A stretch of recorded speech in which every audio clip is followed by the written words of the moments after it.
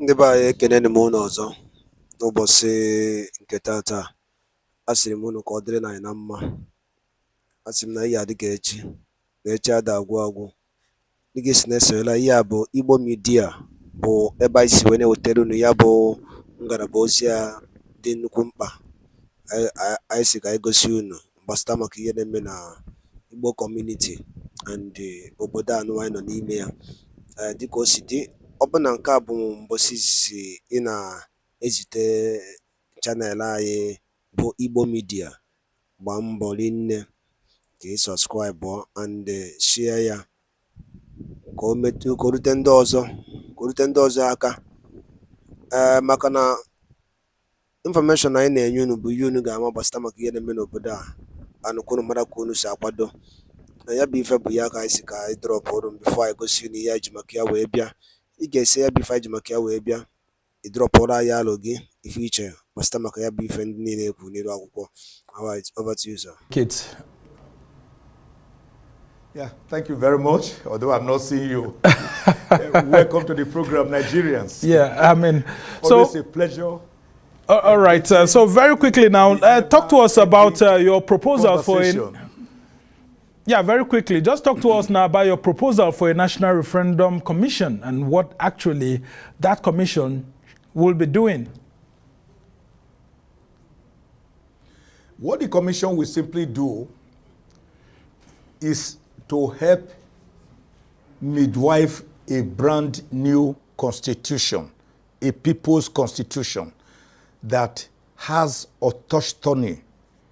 That is a constitution that is indigenous, that has the buy-in of Nigerians, that enjoys their respectability, acceptability, because it would have been subjected to a referendum of the people.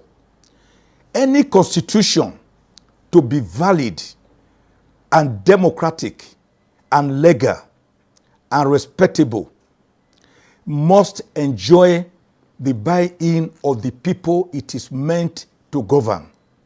And it can only be done through a referendum.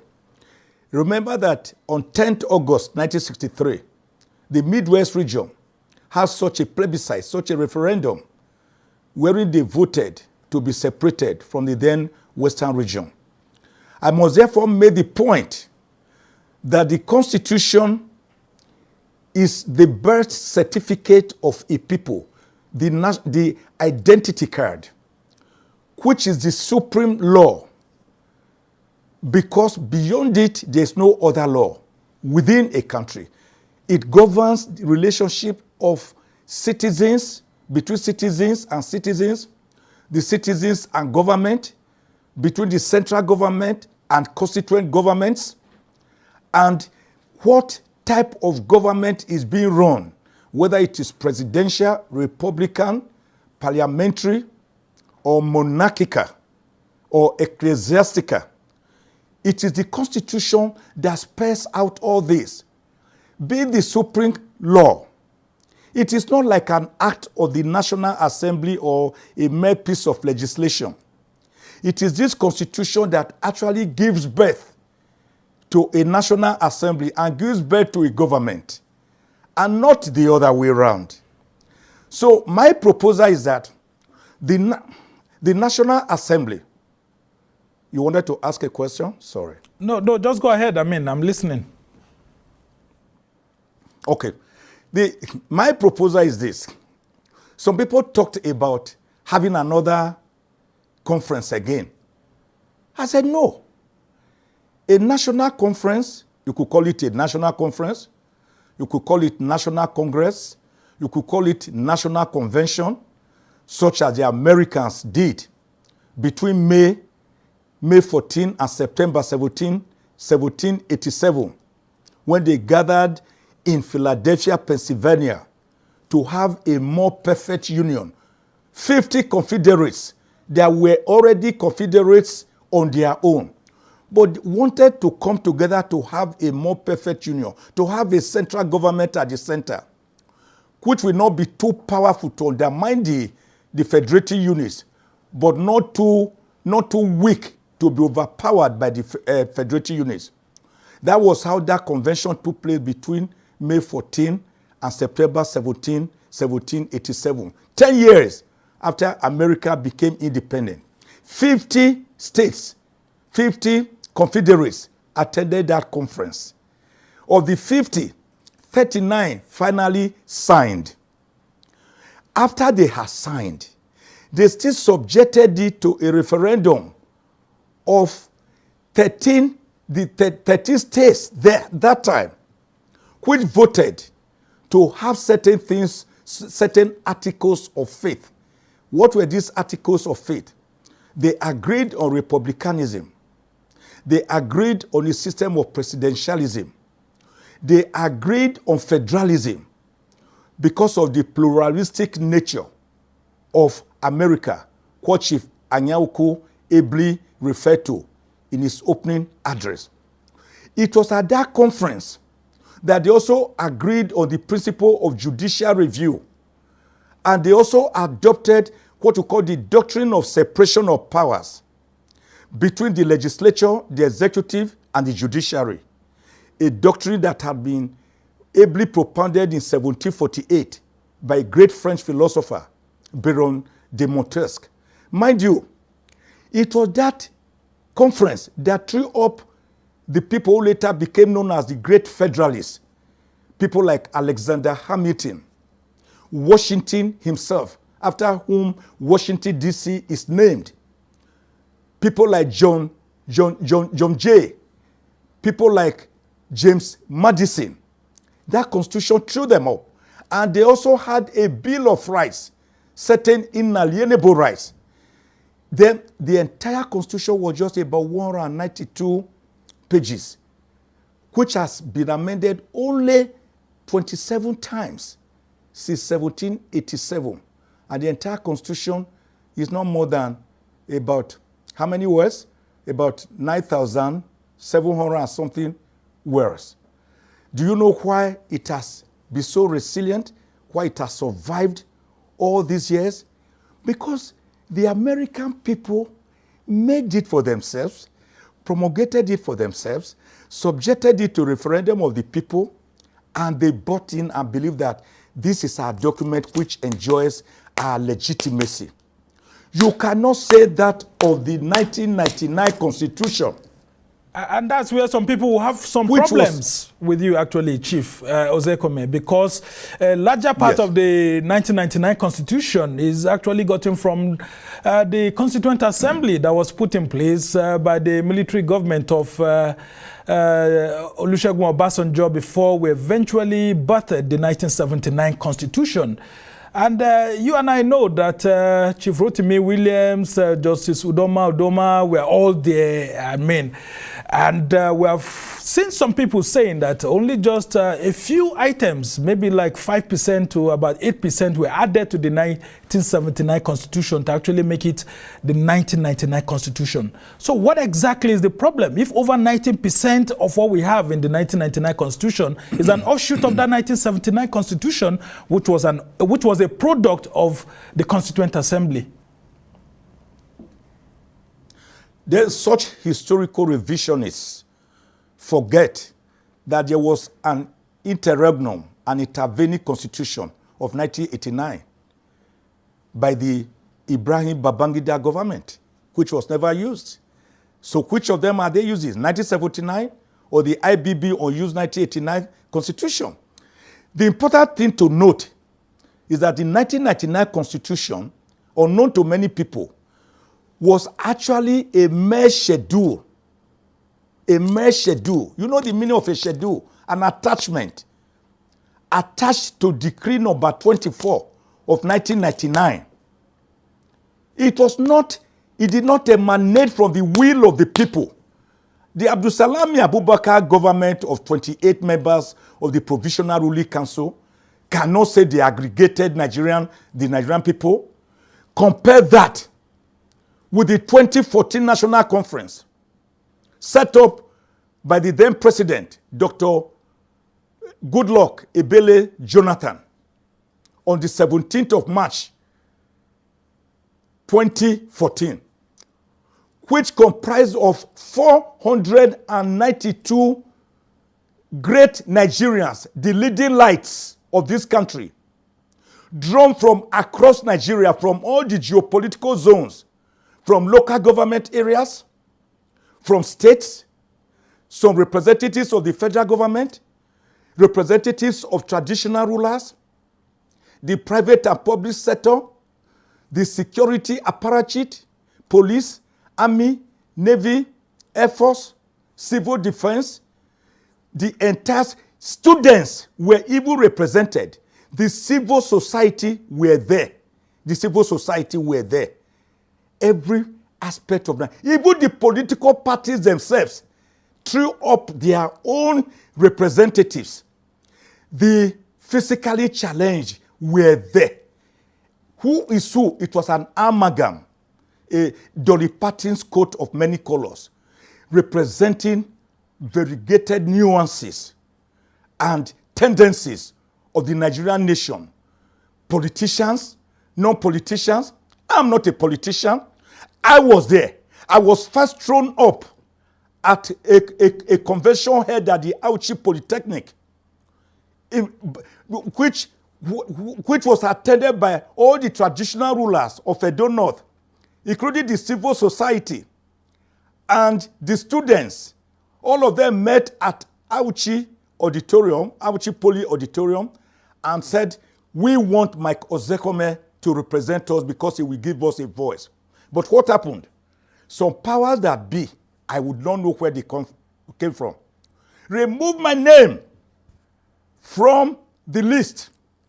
And when the time came, at the end, the then president, I heard that my name was not there.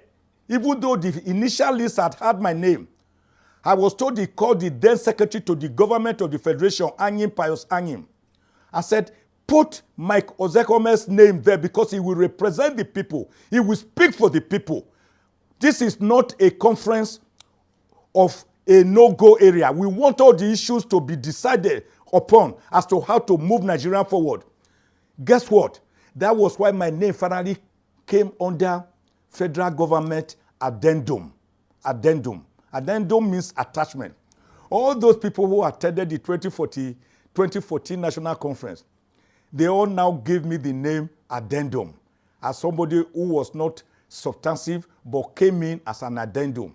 And thank God, God allowed me to perform in such a sterling manner that the National Conference voted, leadership voted or called me or selected me as the Cicero of the 2014 National Conference, which was headed by the late Justice Legbo Kutugi, with his deputy, the great professor of international affairs. I have to go on a very short break right now because we don't seem to be having Chief Mike Ozekhome. But when we come back from this break, we will be having him join us and continue with the conversation. Stay with us.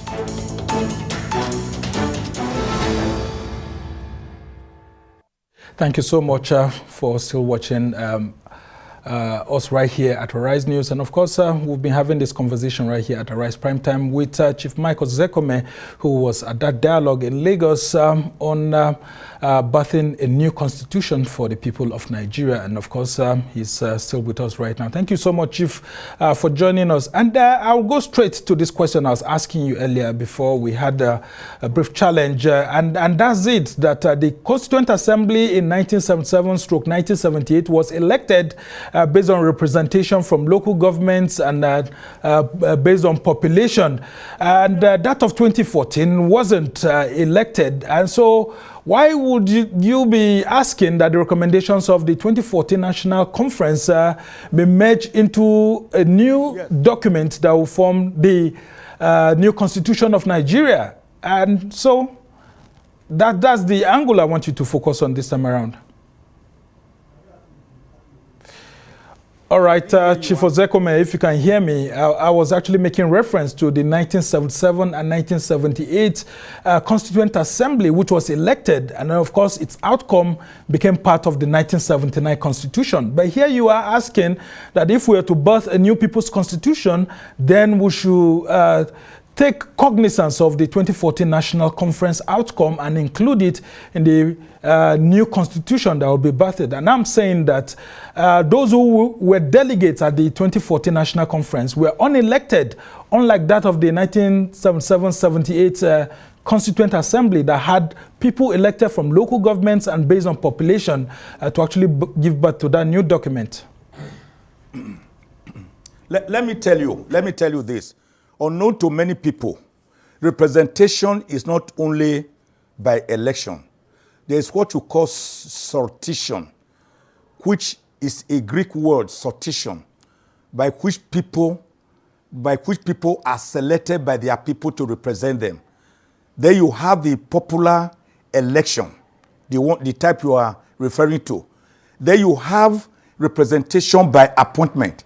I ask you, all the traditional rulers, all the first-class traditional rulers that came to the 2014 National Conference, you forget that they have Traditional Rulers Council of Nigeria, that they had several meetings and selected or elected or appointed those they believe will represent them. Do you know that the civil society comprises of thousands of young Nigerians? Do you know that they had many meetings through which they drew up their representatives? The same with students. Do you know the same thing happened across all the strata of the nation, including the physically challenged, who met again and again under their unions to select their representatives? It is not only when you carry a ballot paper to a ballot box that you say you are going to have your representative. So if your son is going to represent a father at a ceremony, the father will first call the children and say, let us go for voting. It is not correct.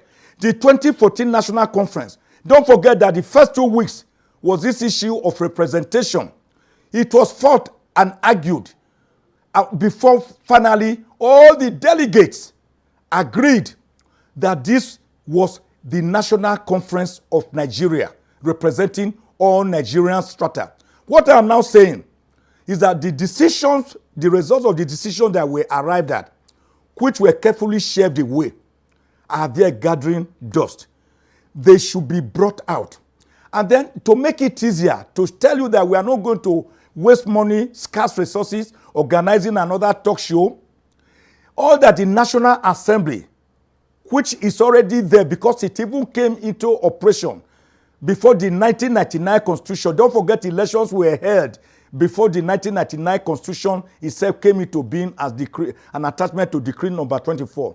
The National Assembly, now in place under Section 4, Sections 8, 9, Section 13, 14, 315, and items 47, 67, 68 of the first schedule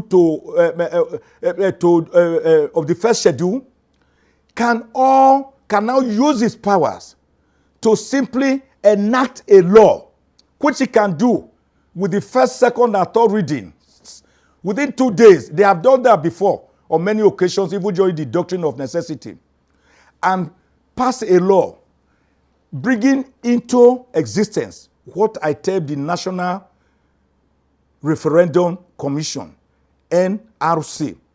It will now be the duty of this National Referendum Commission with details to know how to refer those decisions of the National Conference of 2014 and those beautiful decisions of the 1963 Republican Constitution, which emanated from the 1960 Constitution after the British Order in Council, Section 2, was removed to quickly replace the 1960 Constitution with the 1963 Republican Constitution, which actually gave us true fiscal federalism, under which the then 3 regions could control their resources before the Midwest region that was carved out on the 10th of August, 1963. That was why AWOKU used the cocoa product of Western region to develop the Western region, free education at all levels, the Liberty Stadium, Cocoa House, rural integration, first television station in Africa, Western Nigeria Broadcasting Corporation, Amadou Bello, Sadana, Sokoto, could use the Northern Nigeria Development Corporation, NNDC, with which he was able to bring up the university, Amadou Bello University Zaria, the Yankari Game Reserve, the Hamdallah Hotel, and all the beautiful things you could see now, because I will use cocoa in the West. Sadana used the famous Kano Granite Pyramid, the hides and skin and cotton of the North. Whilst in the East, Dr. Akanu Ibiam and Dr. Michael Okpara used the monoproduce, which was just palm oil, palm kernel, to develop the Eastern region. The Trans-Amadi estates, both in Enugu and Port Harcourt, the Obudukato Ranch, the presidential hotels in Port Harcourt, in Enugu, the University of Nigeria, Nsukka. The same thing with the Midwest region that I've told you was carved out of Western region on the 10th of August 1963 through the agitation of people like Oba Akezwa II, Oketiebo, Dr. Festus Oketiebo Mimiejo, Jereti Marere, Dr. Dennis Osadebe, who became the first premier, Kensington Momo, Esogba Edebiri, Okoje, and all of them. All right, and that was why, Chief. because they could control rubber, they could control rubber and timber, they were able to build their own industries like Ugeli glass industry, Okpala cement factory, and the rest. So what has happened? That we are operating a unitary system of government under this fundamentally flawed constitution, which respects no ingredients of federalism. Chief, I would have to... this is not a constitution of the people. I would have to interject here because you've really gone back to history and all of that. But coincidentally, you were gathered at a forum for Professor Ben Nwabweze, who was among those who gathered all these powers belonging to the regions and donated them to the federal military government, which now made the federal government more powerful. How do you explain the contradiction? Yeah. Professor Nwabweze himself, if you read some of his interviews before he died, he said one of his regrets was not seeing that these powers were too aggregated at the center. For example, up to 67 items on the exclusive legislative list. He didn't like it later as the greatest constitutional lawyer to have emerged from the soil of Africa. He didn't like it. But are we going to say that because there was a mistake maybe made erroneously that we should persist on it?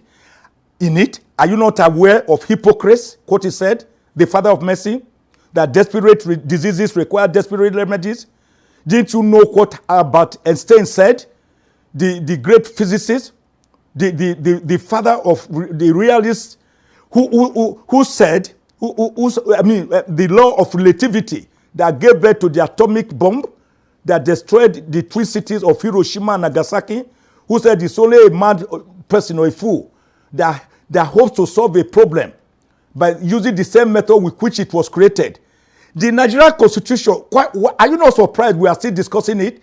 If it was so easy to solve, if we were not on a journey to no destination without a compass, if we could bury it, if we could cure a serious ailment like leprosy with a mere drug meant for eczema, if we have refused to dip ourselves like Naaman the leper into River Jordan 7 times to cleanse ourselves of our socio-economic and political leprosy, why are we still talking about it? It is because it is an idea whose time has come. It was done subjecting the people's constitution to referendum to have the people's buy-in, was done in Tunisia, in Egypt, in Morocco, in Bangladesh, in Slovenia, in Russia, in Canada, in the UK during Brexit. The UK decided to exit the European Union in 2016 because they asked the people, do you want to stay or you want to go? Bangladesh, South Africa, Eritrea, countries across the world. Why are we afraid of this referendum of the people, President Bola Tinubu himself, Yeah. I must say, we were in the trenches together.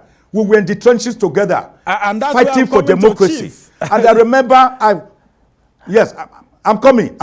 Yeah. Just a second. I was present during his 60th birthday, which was chaired by Chief Emeka Anyankwu. I was present physically, where he, as an agitator and a member of the then NADECO, said, Nigeria needs a brand new beginning, a new constitution, which will be autochthonous and indigenous to the people.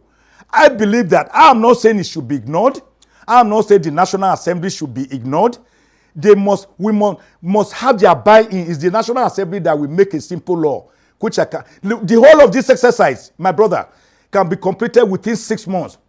And then the president uses Section 5 to promulgate promulgate a new constitution after the people have voted. That ayes and nays of the people, which are binding articles, it's like a solemn declaration that we believe in this. This is our product. It enjoys our respectability, our legitimacy. That is what we are talking about. That is why we can't run away from it. Yeah, I mean, very, very good points you put in succinctly. But as we try to round off this conversation, what do you foresee in a potential people's constitution, as you like to put it? If indeed we are going to have one, what do you think should be there? And how do we go about it so that we don't allow regional politics to hold us down in forming a consensus on some basic issues? Well, whether you see, we have to attack the problem frontally, my brother. Louis Asio, when he called Nigeria after that Niger area on 8th of January 1897, we and then Lord Lugard forcibly amalgamated northern and southern Nigeria, protectorates and Lagos colony on the 1st of January 1914. We are saying we now want to aggregate ourselves as to what do we want. I suggest, for example, a 6 regional government, because states will normally want to protect their present states.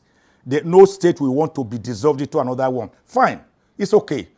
Stay on your own, but create 6 regional groupings so that every region we have a Supreme Court to which states, like for example, Northwest, Southeast, South-South, Northeast, North Central, the 6 geopolitical zones, they can have their own Supreme Court where appeals from the states can go to. In America, each state has its own Supreme Court.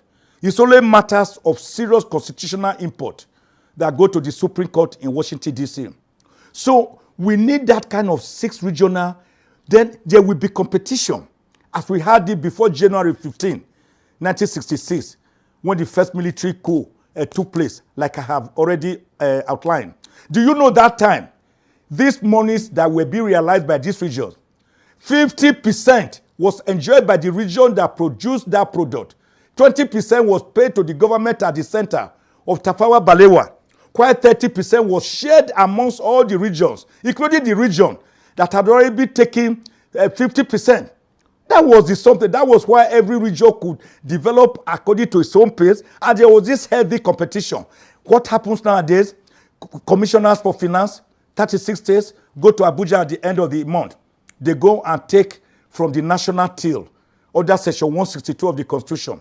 Nobody cares how this national cake is baked. So we need that. We need to devolve power, serious restructuring, break down the behemoth elephantine federal government edifice, devolve powers to states and local governments. What is the business of the federal government with so-called unity education? What is their business with secondary education? Why should the federal government have the Marriage Act, that you control marriage between a man and a woman, how they live together in their house, how they dissolve their marriage? Federal government, a matter that should actually be left to states and local governments. So we need to, what is the business of the Auditor General of the Federation?